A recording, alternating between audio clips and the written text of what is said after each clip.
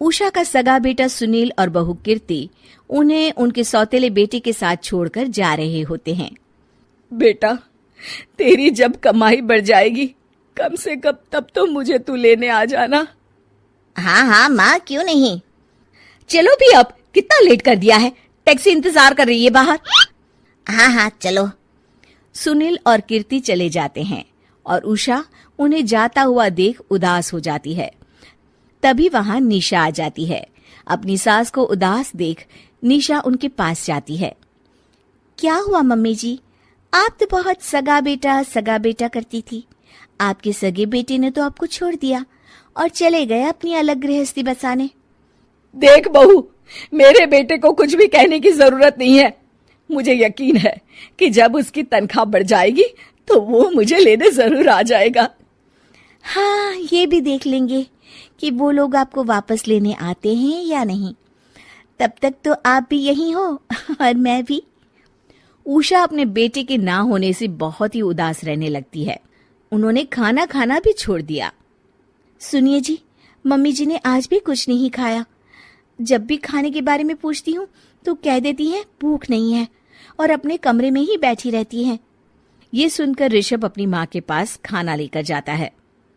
माँ, सुनील बेटा आ गया तू? ओह, तू है। माँ, मैं खाना लाया हूँ, खा लीजिए प्लीज। आप ऐसे भूखी रहेंगी तो बीमार पड़ जाएंगी। मुझे भूख नहीं है, ले जा तू खाना। ठीक है, फिर जब तक आप नहीं खाएंगी मैं भी नहीं जाने वाला यहाँ से। अरे तू क्यों जिद करता है? कहा ना मुझे भूख नहीं है। अरे मम्मी जी, आप खा भी लीजिए ना, ये कितने प्यार से आपको खिला रहे हैं, उसकी तो कदर कर लीजिए कम से कम। अरे तू क्यों बीच में हमेशा अपनी टांग अड़ाती है? ठीक है, लाओ दे दो। कम से कम खाने के बाद तुम दोनों तो इस कमरे से जाओगे। उषा खाना खा लेती है और ऋषभ और निशा ये देखकर खुश हो जाते हैं। चलो, कम से कम माँ ने खाना तो खा लिया। उषा एक दिन सुनील को फोन मिलाती है। हेलो बेटा सुनील, तू घर मिलने आ जाना बहू को लेकर। कितने दिन हो गए, बहुत मन कर रहा है मेरा। हाँ हाँ ठीक है माँ, ऑफिस में बहुत काम है, टाइम मिला तो आ जाऊंगा। सुनील फोन काट देता है। हेलो सुनील बेटा। सुनील की बात सुनकर उषा उदास हो जाती है। तभी वहां ऋषभ आ जाता है। माँ, ये देखो, मैं जलेबी लाया हूं तुम्हारे लिए, तुम्हें बहुत पसंद है ना?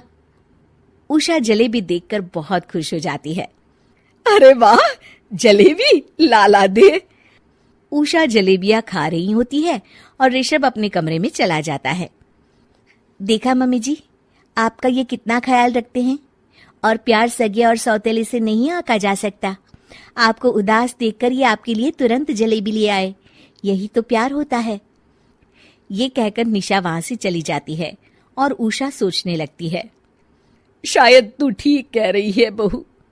उषा देखती है कि ऋषभ उसका बहुत ख्याल रखता है और उसे उसकी गलती का एहसास होने लगता है। एक दिन सुनील और कीर्ति घर पर आते हैं। उषा उन्हें देखकर खुश हो जाती है।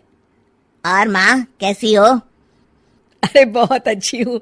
ऋषभ और बहू मेरा बहुत ख्याल रखते हैं। वैसे मुझे नहीं लगा था कि तू आएगा बहू के साथ। क्यों, ऐसा क्यों लगा आपको माँ? बेटा, फोन पर तूने कहा था कि तुझे बहुत काम है। हाँ माँ, पर मुझे ये भी तो पता था ना कि मेरी माँ इंतजार कर रही होगी मेरा। ना बेटा ना, मैं तो इंतजार नहीं कर रही थी, मैंने तो उम्मीद ही छोड़ दी थी। सुनील को यह देखकर अजीब लग रहा होता है कि उसकी माँ ऋषभ से अब बहुत अच्छे से बात कर रही होती है और उसके आने की उनको कोई खास खुशी भी नहीं होती है। अपनी माँ का ध्यान न पाकर उसे थोड़ी सी जलन महसूस होती है। माँ, ये देखो मैं क्या लाया हूँ, साड़ी तुम्हारे लिए। हाँ बेटा, अच्छी है साड़ी तो। अच्छी है तो फिर आप आज इसे पहनो और फिर कहीं घूमने चले जाते हैं। बेटा, ऋषभ ने भी मुझे साड़ी दी थी, आज तो मैं वही पहनूंगी। तेरी दी हुई साड़ी फिर कभी पहन लूंगी। सुनील को अब बहुत ही ज्यादा जलन हो रही होती है। उसे समझ नहीं आता कि अपनी माँ का ध्यान फिर से कैसे वो अपनी तरफ खींचे। रात हो जाती है और उनके जाने का वक्त आ जाता है। माँ, चलो अपना सामान बांधो और हमारे साथ चलो। कीर्ति ये सुनकर चौंक जाती है। ये क्या कह रहे हैं आप? हम सासू माँ को लेने थोड़ी ना आए थे। अरे तुम चुप हो जाओ। माँ चलो जाओ, अपना सामान बांध लो। आप मेरे साथ आ रही हो, मैंने कह दिया तो कह दिया। अरे पर बेटा, तेरी तो तनख्वाह कम है, मैं तुझ पर बोझ नहीं बनना चाहती। अरे मुझ पर बोझ नहीं हो माँ, बस आप चलो ना, मैं लेकर ही जाऊंगा आपको।